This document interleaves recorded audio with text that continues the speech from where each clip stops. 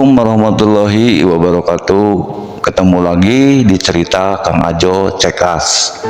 Bagaimana keadaan sahabat Cekas semua? Semoga sahabat Cekas selalu dilindungi oleh Allah Subhanahu wa Ta'ala. Amin. Kali ini Kang Ajo akan menceritakan kisah dari atau asal-usul Ya'juj dan Ma'juj, yang memang sebagian orang menganggap bahwa Ya'juj dan Ma'juj itu masih dipenjarakan. Pada kenyataannya memang Ya'juj dan Ma'juj sudah dibebaskan dari hukumannya dan dikembalikan lagi kepada orang tuanya, dan sampai sekarang menurunkan keturunannya. Pengen tahu cerita selanjutnya? Simak di cerita Kang Ajo. Jangan lupa subscribe, like, komen, dan share. Terima kasih, selamat menyimak. Menurut kitab As-Sosul Anbiya yang ditulis oleh sahabat Rasulullah Shallallahu Alaihi Wasallam, yaitu As-Salabi radhiyallahu anhu, yang diterjemahkan ke dalam bahasa Melayu kuno oleh Walilullah Ansari Al-Ralidi rahmatullah, bahwa jumlah para nabi-nabi mulai dari Nabi Adam alaihissalam hingga nabi terakhir Nabi Muhammad sallallahu alaihi wasallam adalah sebanyak 13 laksa atau 3.333 orang. Berarti sama dengan 130.000 orang sesuai yang berada di ayat Quran, yaitu minal masyriq ilal maghrib, bahwa kehidupan dimulai dari timur ke barat searah jalan matahari. Yang dimaksud adalah jalur arah kehidupan atau zaman serta pemimpinnya atau nabinya, diawali dari bumi timur menuju ke bumi barat. Nabi Adam alaihissalam dengan Ibu Hawa mempunyai anak sebanyak 41 pasang, dan satu orang yang terakhir sendiri, yakni Nabi Sis alaihissalam. Jadi jumlah semuanya 83 orang. Hanya Nabi Sis alaihissalam yang menggantikan kedudukan ayahnya sebagai nabi dan khalifah di atas bumi pada masa itu. 83 orang anak-anak Nabi Adam yang lahir di Bukit Cinta Jabal Rahmah, yang mana tiap orang muslim dan melaksanakan ibadah umroh maupun haji selalu mengunjungi Jabal Rahmah untuk mengenang asal-usul manusia dan tempat di mana Bapak Adam bertemu dengan Ibu Hawa, yang selama 40 tahun terpisah. Mereka dihukum oleh Allah, diturunkan ke bumi, dan dibuang masing-masing dalam keadaan terpisah.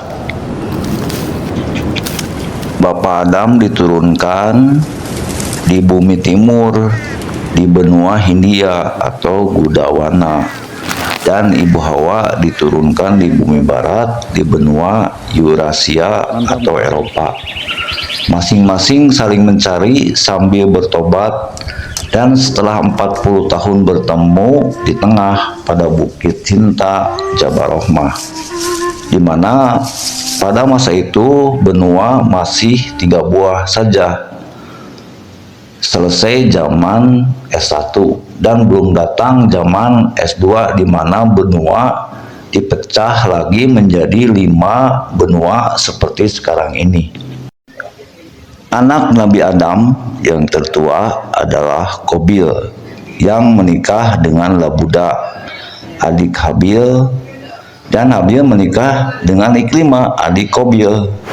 Tapi Habil dibunuh oleh Qabil, dan Iklimah menjadi janda dan selalu menghormati makam suaminya, dan tidak menikah lagi sampai akhir hayatnya. Begitu pula dengan Qabil, setelah bertobat selalu menghormati makam adiknya hingga akhir hayatnya. seperti yang dilakukan oleh keturunan bangsa Sin atau Cina, selalu menghormati makam leluhurnya. Dan kalau perempuan jarang menikah lagi setelah ditinggal mati suaminya.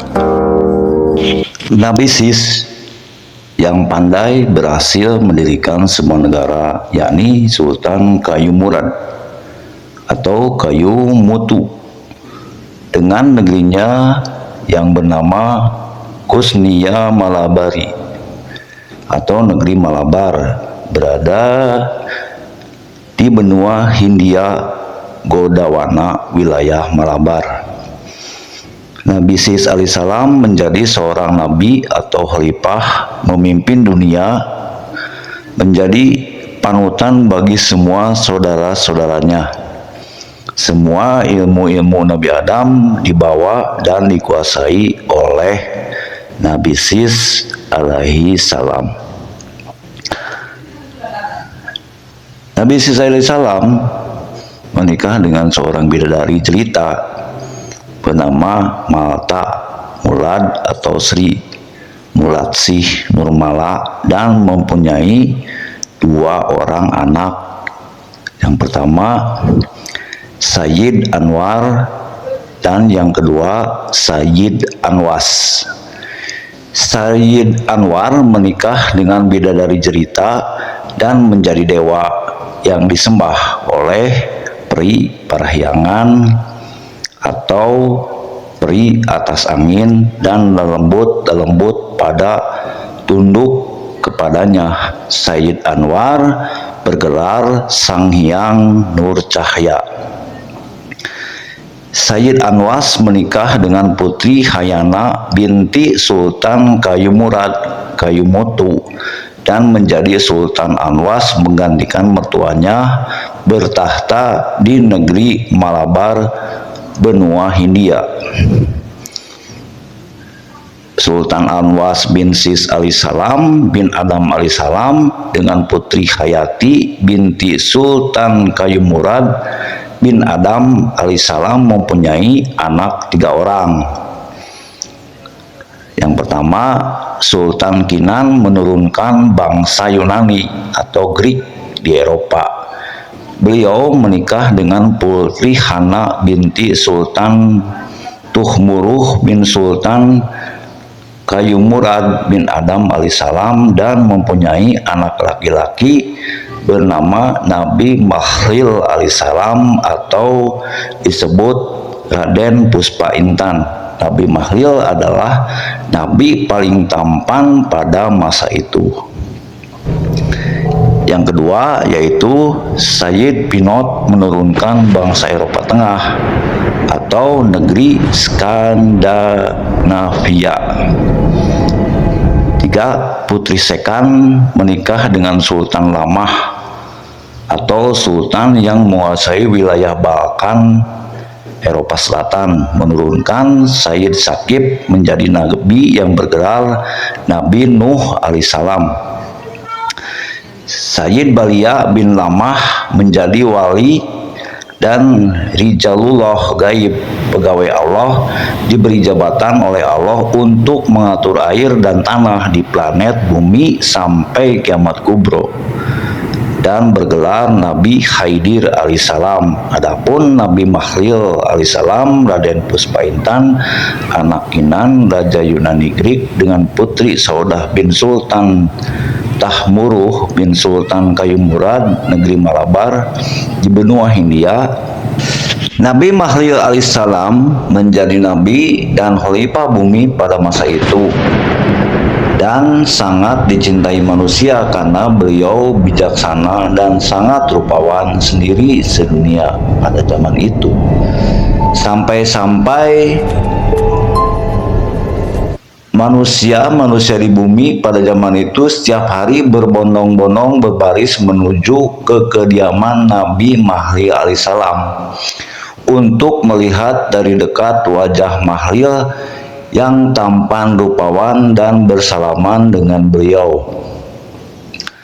Suatu hari beliau Nabi Mahlil alaihissalam ditantang kesaktian oleh 2 orang anak Nabi Japed, Jawid alaihissalam bin Nuh alaihissalam, yaitu Gomir dan Magog atau disebut Yajud dan Majud. Dalam perang melawan Gomir Magog tersebut, Nabi Mahlil kalah. Lalu beliau pergi bertapa ke atas bukit Gob, memohon petunjuk kepada Allah supaya Gomir Magog tidak terus menjadi semena-mena pada sesama manusia.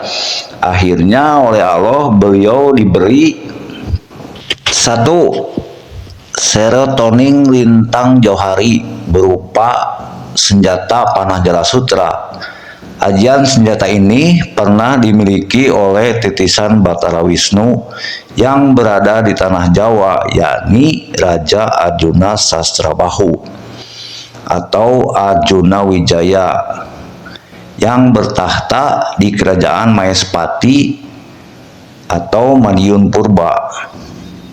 Sewaktu mengalahkan Rahwana dari benua Alengkadirja atau benua Pangea, dan jauh-jauh waktu mendatangkannya pernah dimiliki oleh titisan Batara Wisnu, yaitu Prabu Angling Darma, cucu Raja Kediri Kameswara II Jayabaya, yang menguasai kerajaan Mawapati, kini Kabupaten Bojonegoro. Yang kedua, ajian gelap mampar atau gelap sewu. Ajian ini beliau gabungkan dengan salah satu ayat Al-Quran hingga menjadi ajian gelap sayuto atau gelap sejuta, dan banyak dimiliki oleh orang-orang Jawa. Setelah Nabi Mahlil alaihissalam memegang dua senjata dari Allah, dan sebagiannya beliau menantang kembali Gomir dan Magog atau Yajud dan Majud bin Japed atau Jawed bin Nuh alaihissalam. Setelah bertanding, akhirnya Gomir Magog kalah total dan dihukum oleh Nabi Mahlil dimasukkan ke dalam penjara bawah tanah supaya bertobat. Setelah habis masa hukumannya, Gomir dan Magog dipulangkan kembali ke tengah-tengah keluarganya, yakni Nabi Jawed alaihissalam beserta istri dan ketujuh saudara dari Magog dan Gomir. Ketujuh saudaranya itu yaitu Jubal bin Japed, leluhur bangsa Cina dan Tiongkok. Kedua, Jawan bin Japed, leluhur orang Jawa. Tarsus bin Japed, leluhur orang Tartar.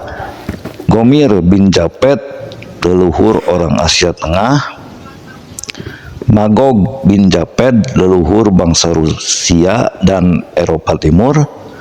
Hanonim punah tenggelam bersama pecahnya benua Hindia. Danonim pun punah tenggelam bersama pecahnya benua Hindia waktu zaman es. Dari CK semua, sekarang dari CK sudah mulai mengerti ya siapa keturunan Yajud dan Majud sekarang. Itu adalah suatu referensi ya, atau istilahnya pengetahuan untuk mengetahui bahwa Yajud Majud itu sudah dibebaskan dari dulu dari hukumannya, dan keturunannya sekarang masih ada ya teman-teman ya. Demikianlah cerita dari Kang Ajo. Semoga yang Kang Ajo sampaikan dapat bermanfaat bagi baraya semua. Assalamualaikum warahmatullahi wabarakatuh.